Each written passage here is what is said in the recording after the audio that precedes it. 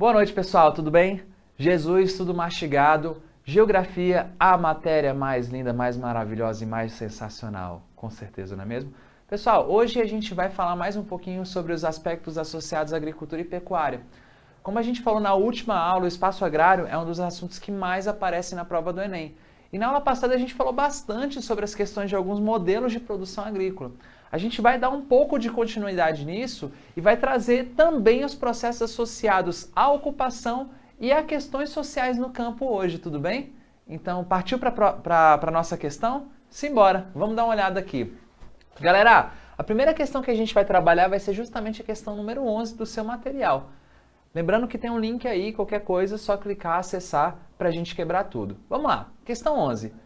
Os que trazem o gado são brancos, mulatos e pretos, e também índios, que com este trabalho procuram ter algum lucro.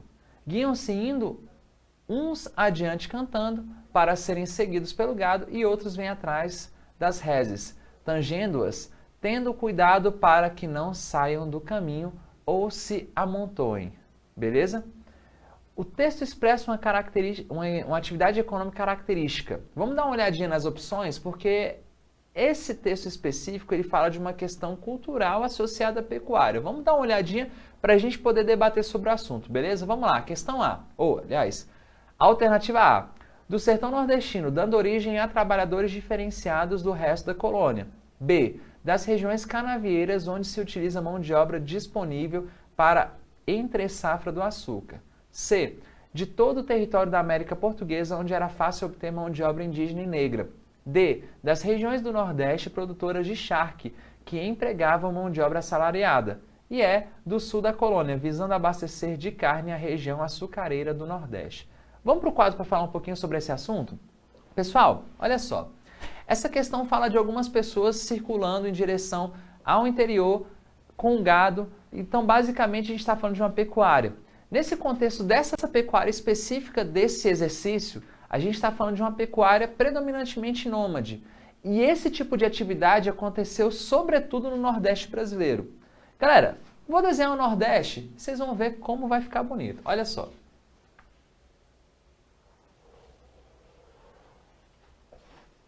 Tá bonito ou não tá? Pessoal, finge que esse é o Nordeste, beleza? O Nordeste a gente pode separar em algumas mesorregiões. A gente pode falar que no Nordeste nós temos uma região chamada de Zona da Mata, beleza? Zona da Mata. Uma outra região que a gente pode chamar de Agreste.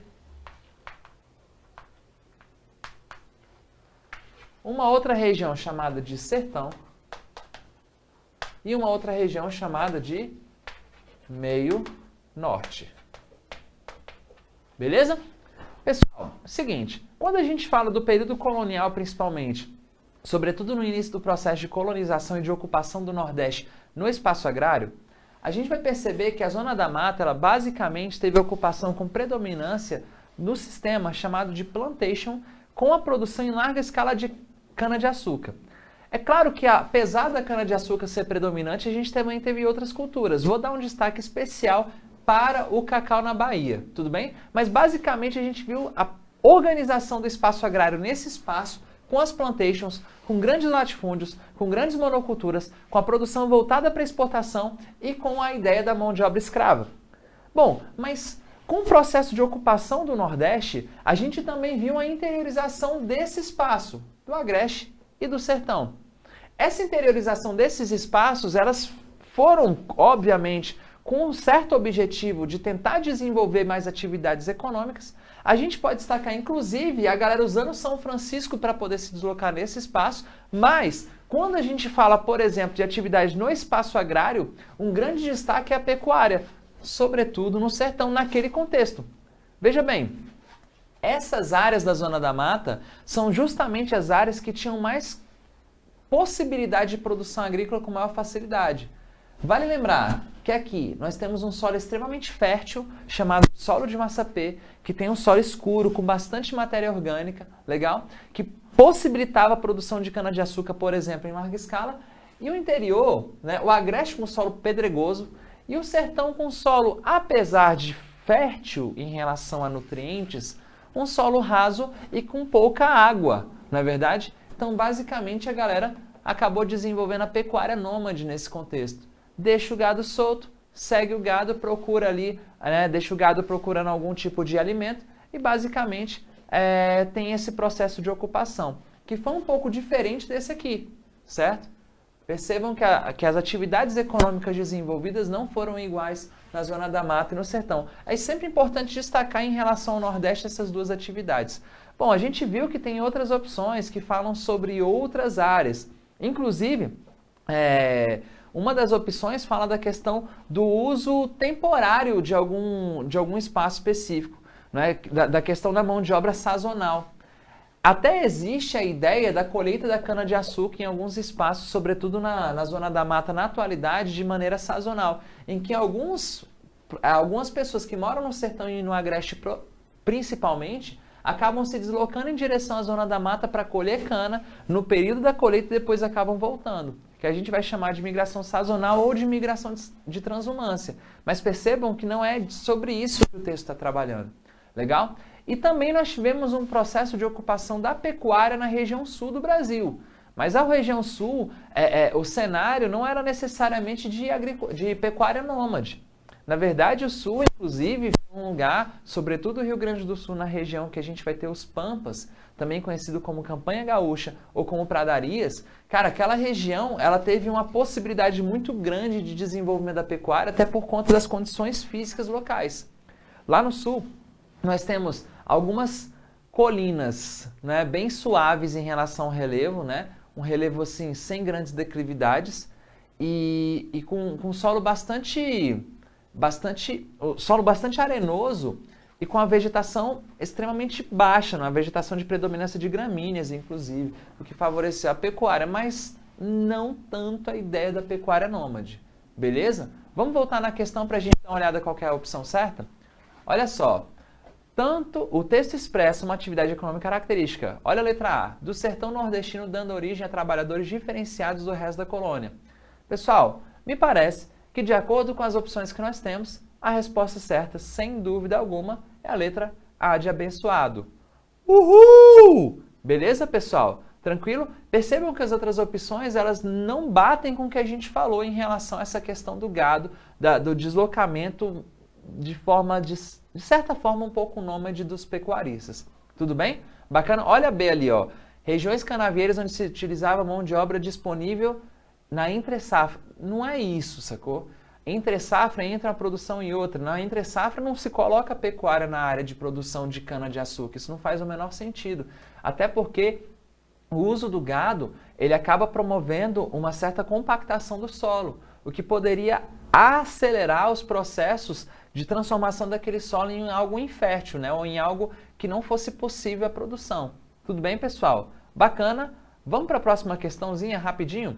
Olha aqui a questão 1. Essa questão tem até um pouco mais de coisa para a gente falar e realmente é uma questão que traz um tema que tem uma tendência um pouco maior de cair na sua prova. Olha o texto. A mecanização do campo está modificando as relações de trabalho no agronegócio brasileiro. O trabalhador rural, antes contratado para fazer o plantio e colheita manual de culturas como cana-de-açúcar, café e algodão, agora está controlando máquina. As vendas de máquinas agrícolas do país são um termômetro da transformação no campo. O número mais que dobrou nos últimos 7 anos, seja no cultivo para exportação ou para o consumo nacional. As grandes lavouras de grão, soja, milho e feijão já são 100% mecanizadas. Beleza? Vamos dar uma vinda aqui no quadro, rapidinho? Chega aqui, galera. Olha só. Essa questão relacionada à mecanização do campo, é um assunto que ele volta o tempo todo. O tempo todo ele consegue se ligar com vários aspectos que a gente tem para debater ao longo do nosso curso. Porque está associado diretamente com a nossa querida ou não tão querida assim Revolução Verde. Esse processo da mecanização do campo está associado diretamente ao processo, inclusive, daquela ideia que foi criada em meados do século XX, de que havia um aumento da fome no mundo e que era necessário não só o desenvolvimento de métodos contraceptivos, mas também o desenvolvimento de novas técnicas agrícolas para aumentar a produção, certo? E aí a gente começa a ter um processo de mecanização muito forte.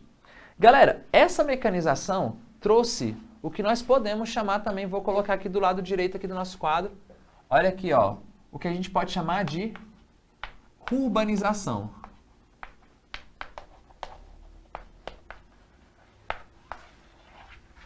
Esse conceito ele é bastante interessante, porque ele vai destacar uma espécie de junção daquilo que está no espaço rural com o espaço urbano.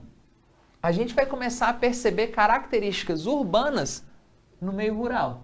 A gente começa a perceber atividades, sobretudo, por exemplo, né, do setor secundário dentro do espaço agrário. Primeiro a gente fala em uso de máquinas, não é verdade? E a gente começa a ter, por exemplo, instalação de indústrias de beneficiamento no espaço agrário. Galera, quando a gente fala de indústrias de beneficiamento, nós estamos falando, por exemplo, naquela indústria que vai pegar o feijão e vai colocar dentro de um saco. Se a gente for parar para pensar, o produto feijão ele não é transformado, mas a forma de armazenar ela é muito mais eficiente para poder, por exemplo, facilitar o transporte e a venda do produto. E esse tipo de industrialização, que é a indústria de beneficiamento, começa a ficar cada vez mais frequente nesse espaço. Não só isso, a gente começa também a perceber no espaço agrário o desenvolvimento de atividades do setor terciário. E quando nós falamos em atividade do setor terciário, eu falo em serviços, por exemplo. Galera, o espaço agrário ele tem ganhado uma importância, inclusive, na ideia do turismo rural. Ora, o turismo é uma das atividades econômicas que mais cresce no mundo. Sem dúvida, as ideias de hotel fazenda, de espaço agrário ser explorado, de ser conhecido, ele acaba entrando nessa brincadeira. Ou seja, nós podemos dizer que hoje o urbano e o rural é uma espécie de contínuo. É como se houvesse como se não se desligasse os dois, não é? Na verdade, eles se tornaram uma espécie de um integrante do outro. Inclusive, estou na dúvida agora, se foi exatamente no ano, acho que foi no ano de 2016, apareceu um texto absurdamente muito bom numa questão do Enem, que falava sobre a questão da mudança da música sertaneja. Olha que loucura. Se eu não me engano, era uma entrevista com o Renato Teixeira, e na entrevista perguntavam para ele o que ele achava que tinha mudado na música sertaneja. E a resposta dele foi sensacional. Foi o seguinte, olha, a música sertaneja não mudou. A música sertaneja continua falando da história do homem do campo. O que mudou foi o campo. Processo de urbanização.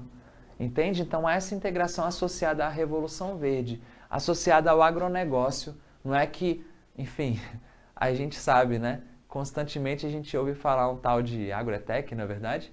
Que está associado justamente a esse processo, que conseguiu aumentar em muito a nossa produção agrícola, que conseguiu fazer com que alguns espaços que eram considerados inférteis passassem a ser considerados possíveis à produção agrícola.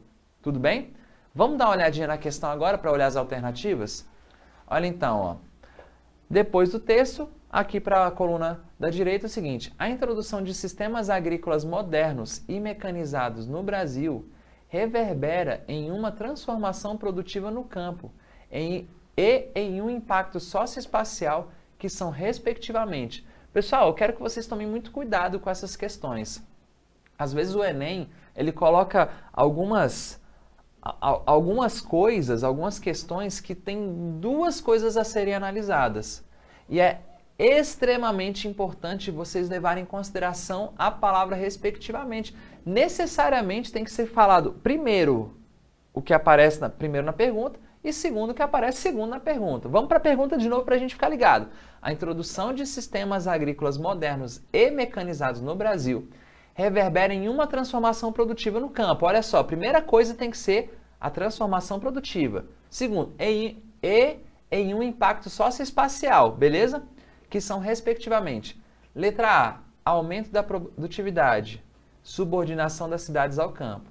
B, concentração fundiária, redução da jornada de trabalho.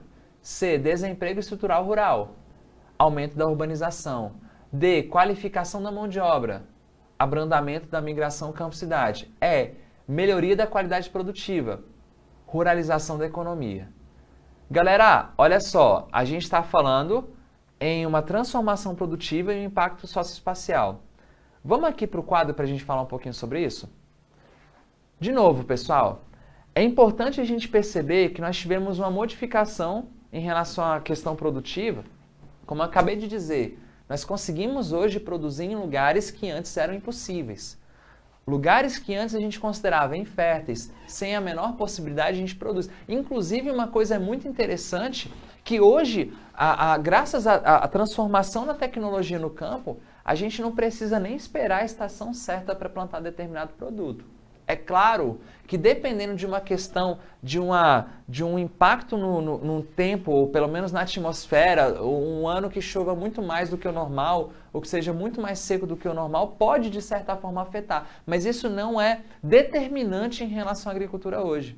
Ora, num tempo de muita seca, é possível, graças à tecnologia, a gente desenvolver um processo de irrigação bastante eficiente.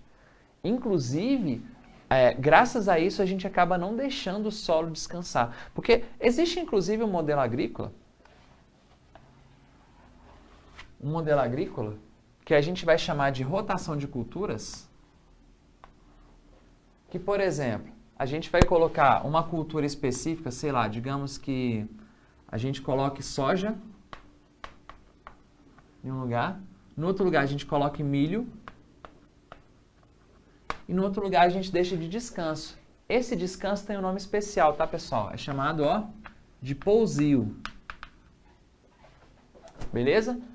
Vocabulário, viu, gente?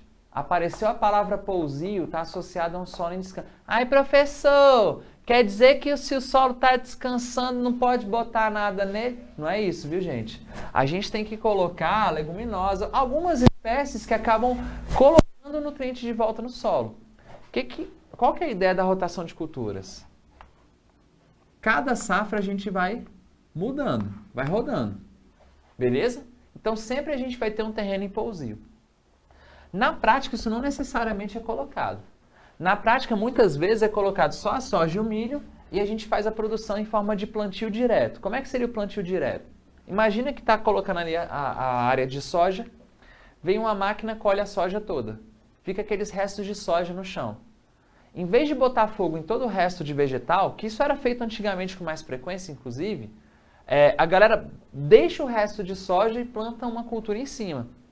Só que em vez de plantar a soja, levando em consideração que pode ter algum bichinho, alguma coisa que possa virar praga para a soja que está viva ali, planta-se milho, ou talvez uma outra cultura, que basicamente a praga da soja não vai afetar a praga dessa outra cultura. Beleza? Justamente para evitar algum tipo de problema no processo produtivo. Só que nesse processo de variar soja, milho, soja, milho, soja, milho, sem o pousio, a longo prazo, a gente acaba tendo um problema sério em relação ao solo, que o solo fica, infértil. Então, graças à nossa tecnologia, a gente consegue fazer essa rotação aqui, esse plantio direto, sem o pousio, pelo menos durante um determinado período. O que acaba sendo um problema a longo prazo, mas coisa que no passado não era possível. Legal? Inclusive, eu quero destacar que, graças a essas possibilidades de produção em larga escala, com mais intensidade e uma produção durante vários períodos do ano, independente da estação, a gente hoje consegue produzir de maneira absurda, um excedente de alimentos absurdo no mundo, que é desperdiçado, que acaba não chegando na mesa da pessoa que realmente está passando fome, mas de qualquer maneira é uma possibilidade muito grande. Agora, veja bem, a questão ela também quer que a gente fale sobre o impacto social. Pense o seguinte, nós mecanizamos o campo. Será que aqueles camaradas que colhiam de maneira manual, colhiam usando aquela enxadinha muito doida, será que esses camaradas vão continuar tendo um emprego no campo? Provavelmente não, não é verdade? Provavelmente, essa questão da mecanização do campo gera um impacto que é o êxodo rural. E, sem dúvida, esse êxodo rural acaba afetando a ocupação das cidades. A gente acaba tendo uma possibilidade cada vez maior de inchaço urbano. Entende? E, galera, a gente tem que tomar muito cuidado com como a questão pode trazer. Galera, já viu o Enem trazer questões afirmando, por exemplo, que esse processo de mecanização reduziu o nível de emprego formal no campo. Olha que sacanagem. Se você pensar em reduzir o nível de emprego, porque tem menos pessoas trabalhando no campo hoje, emprego, ponto, estaria certo. Mas quando se fala em emprego formal, já é mais discutível. Porque, veja bem, a maioria das pessoas que trabalham no campo de maneira precária, de fato, né, trabalham, enfim, sem muita qualificação, na maioria dos casos são trabalhadores informais. Inclusive, em alguns casos, trabalhadores escravos. Sim, isso existe. Ai, professor, mas não foi abolida a escravidão no Brasil? Galera, abolido oficialmente, não é verdade? Mas, sobretudo no espaço agrário, a gente encontra esses problemas sociais até hoje, viu, galera? Até hoje, em alguns interiores, a gente vê esses problemas. Mas veja bem, a galera que trabalhava era, em geral, informal. Quando o espaço agrário passa a necessidade de uma mão de obra muito qualificada, digamos que aqueles 50 trabalhadores informais vão embora e chegam talvez 1 ou 2 trabalhadores formais. Então percebam, galera, que o item ele estava errado, na verdade, a alternativa estava errada. Porque o índice de emprego formal subiu e não reduziu. O índice de emprego total, de fato, reduziu. Então, muito cuidado com essas questões. Galera, vocês têm que ficar realmente muito ligados naquilo que está escrito, tá? Esse é o ponto mais importante. Tudo bem, galera? Vamos dar uma olhadinha aqui de novo nas alternativas para a gente poder matar essa questão? Olha aqui, ó. Vamos de novo para a pergunta. A introdução de sistemas agrícolas modernos e mecanizados no Brasil reverbera em uma transformação produtiva no campo e em um impacto socioespacial, que são, respectivamente, aumento da produtividade. Galera, esse ponto, tá certo? De fato, teve uma transformação produtiva? Sim. Agora vem a segunda, subordinação das cidades ao campo. Galera, a cidade está subordinada ao campo? Lembra que eu acabei de falar que é um contínuo? É como se elas se integrassem, se completassem? Não pode ser A de abençoado, viu, gente? Vamos ver a B de benção aqui, ó. Concentração de fundiária. Concentração fundiária é uma transformação produtiva? Galera, a concentração fundiária vem desde o período colonial, então já corta isso daí. Redução de jornal de trabalho também a gente nem vai falar, né? Vamos ver a C. Desemprego estrutural rural. Pessoal, desemprego estrutural é justamente quando a gente tem uma questão associada à mão de obra sem qualificação não tem emprego. Opa! Parece bom. Aumento da urbanização. Pera aí, as cidades estão crescendo? Segura essa daí, hein? Parece boa C. Vamos ver a D. Qualificação da mão de obra. Necessariamente há qualificação de mão de obra? Abrandamento da migração campo-cidade. Eu acabei de falar que isso gera uma intensificação da migração campo-cidade, beleza? E a E? Melhoria da qualidade produtiva? Ok. Ruralização da economia? Discutível, não é? A economia virou rural por conta disso? Pessoal, a resposta certa dessa questão é a letra C de céu, viu, gente? Uhul! É a letra C, desemprego estrutural e aumento da urbanização. Vamos para o quadro de novo? Galera, deu para entender a ideia? Vocês viram? Essa questão, pessoal, não cai não, despenca, tá? Isso aqui cai demais na sua prova. E, pessoal, eu vou agora, tá? Daqui a pouco eu volto. A gente continua debatendo um pouquinho sobre essas questões relacionadas ao espaço agrário brasileiro. Tudo bem? Espero ter ajudado. Fiquem com o pai. Tem mais geografia hoje. Hoje à noite é overdose de geografia, na verdade. Beijo para vocês, até a próxima. Valeu!